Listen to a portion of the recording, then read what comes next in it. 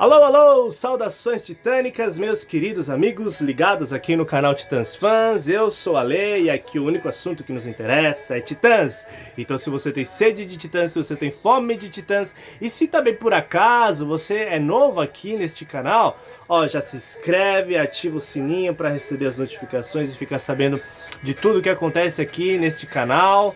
E sem falar que você vai estar me dando uma força, uma moralzinha para continuar produzindo esse conteúdo super interessante a respeito da melhor banda de todos os tempos, de todas as semanas. E é isso, e pronto, acabou?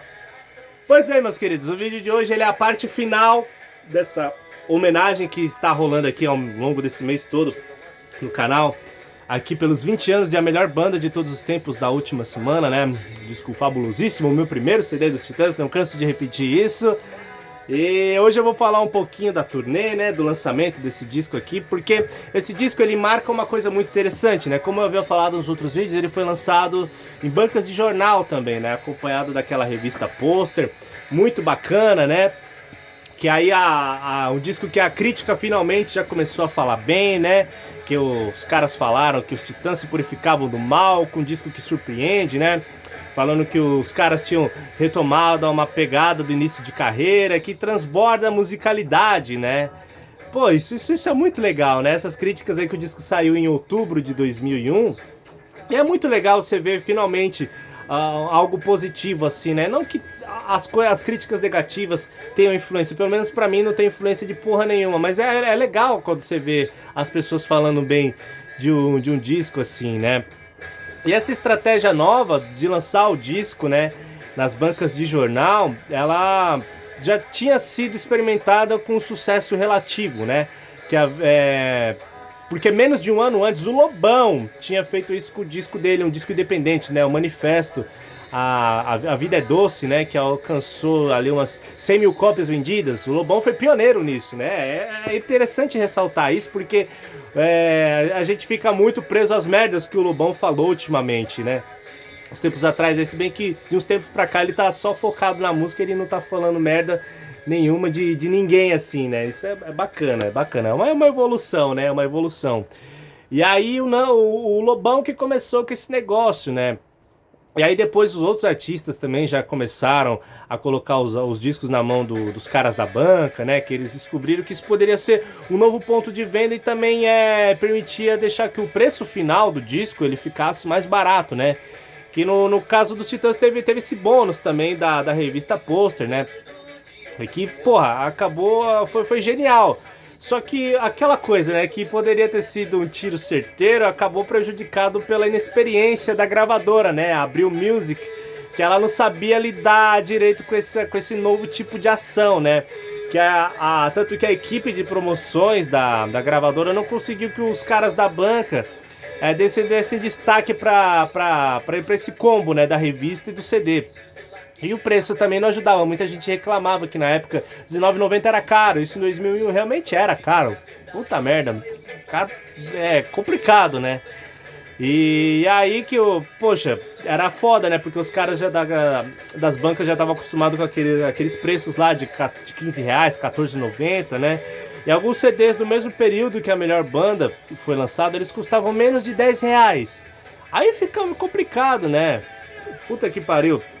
E também teve outra coisa, que lá pelo dia 4, 5 de outubro de 2001, né, no galpão lá, no galpão da empresa que era responsável pela distribuição do disco, ele foi assaltado lá em Barueri, no interior aqui de São Paulo, né, acho que é interior, né, enfim.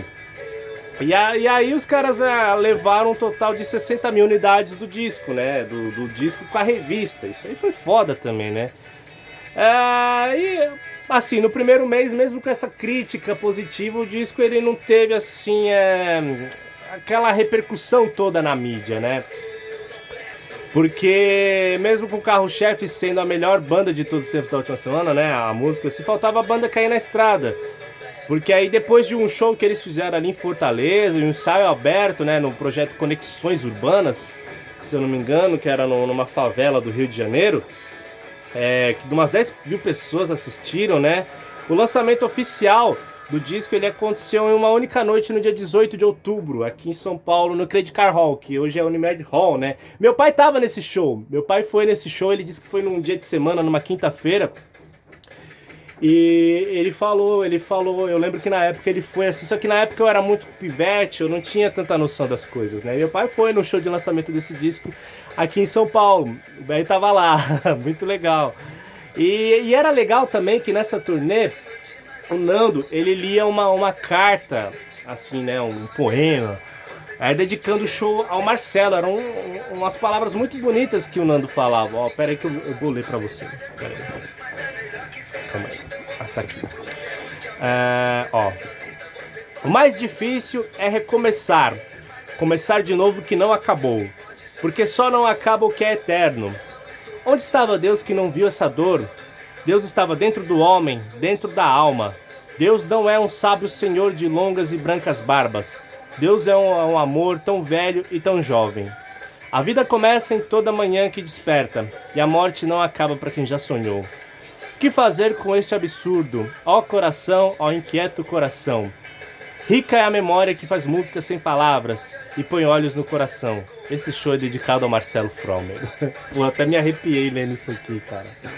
E é muito legal. O Nando, ele recitou esse poema aí durante toda a turnê, né? Durante todo o período que ele teve ali na banda. E aí depois, no dia 1º de novembro, aconteceu o lançamento no Rio, né?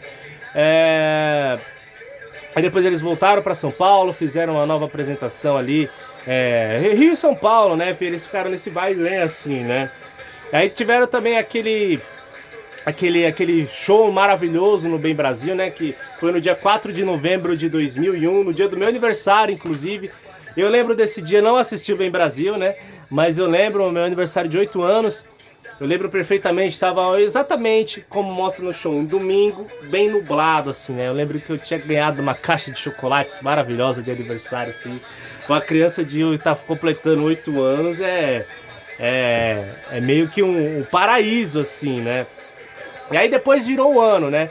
Virou o ano, então já começou o ano assim meio foda, né? Porque o disco tava no mercado, o disco novo tava no mercado, só que era duro de engolir uma única apresentação por semana, né? Que se eu não me engano, quem tava empresariando eles nessa época era a mulher do Caetano, né? A Paula Lavigne, que eles já tinham rompido um contrato com o Poladian. O Poladian explorava os artistas, né? De todos os sentidos. E aí eles estavam com a Paula, só que era foda, né? Os shows eram, tipo, meio minguados, assim. E aí depois eles começaram a... Ou era a Natasha? Eu não lembro agora quem que era o empresário dos Titãs nessa época. Não, acho que era... Não era isso.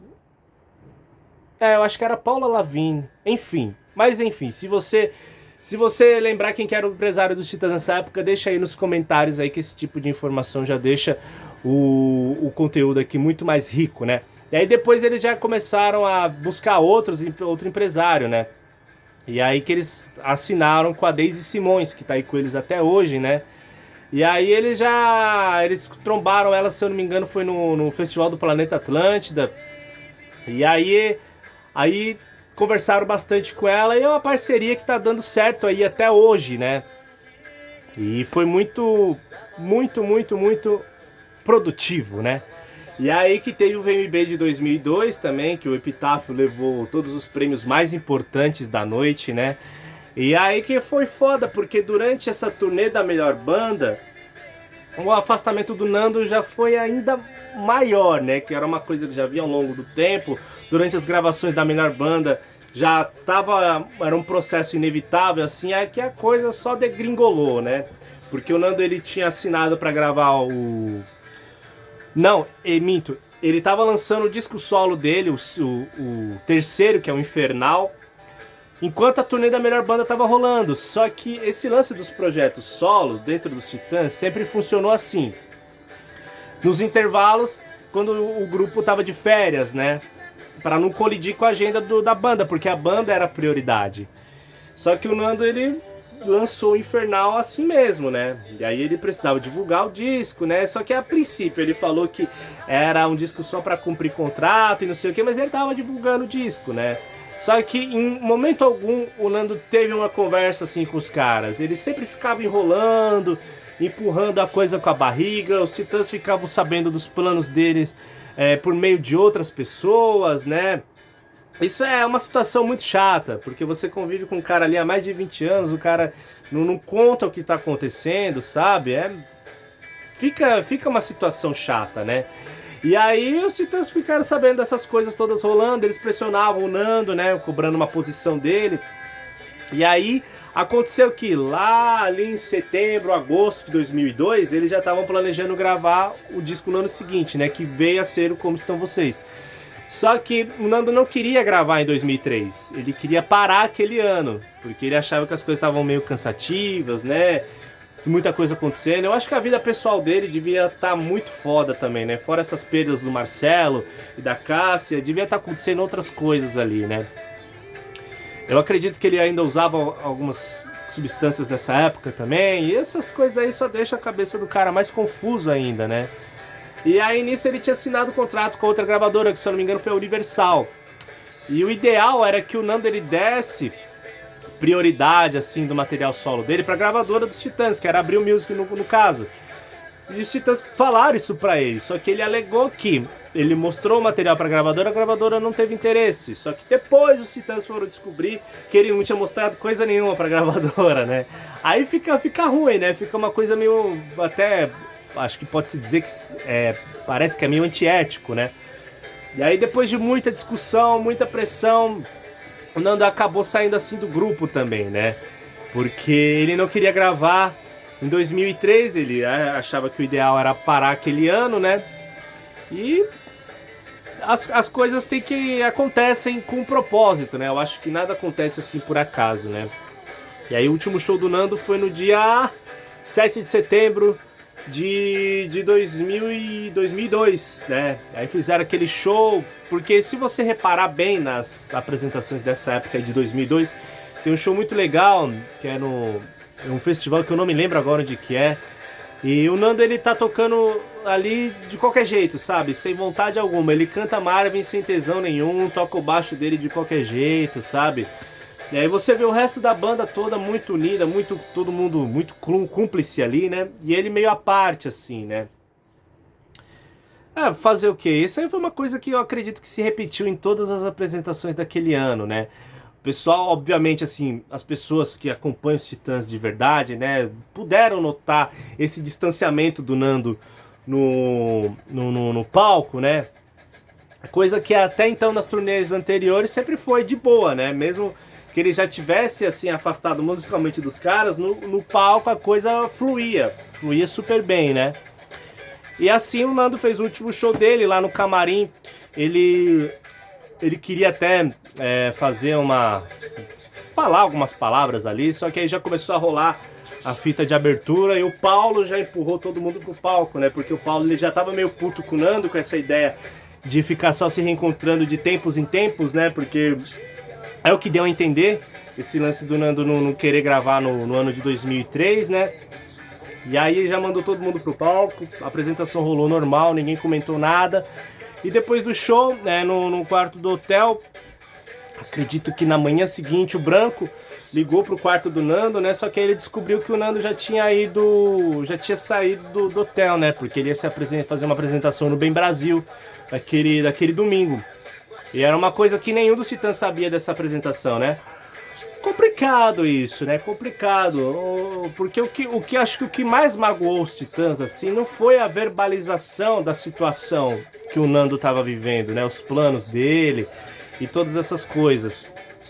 Foi isso que mais magoou ele, sabe? Do que o cara sair e tal. Porque eu acho que se o Nando tivesse chegado e falado, olha, eu tô com muitos planos, eu quero seguir a minha carreira solo, eu quero dar prioridade pra ela, a banda pra mim não tá sendo mais compatível, né? Ele abrisse o jogo mesmo, falasse tudo que tá rolando. Ele não fez isso. Se ele tivesse feito isso, eu acho que a saída poderia ter sido muito menos traumática, né? Porque os Titãs ficaram muito chateados com ele também se sentiu ofendido, injustiçado, né? E foi uma coisa que eles levaram alguns anos para resolver, né? E esse assunto é bem polêmico, assim, né? Eu tô só fazendo um resumo da situação porque ela foi muito mais traumática do que eu tô falando aqui, né? E aí em seguida já entrou o Lee Marcucci, né?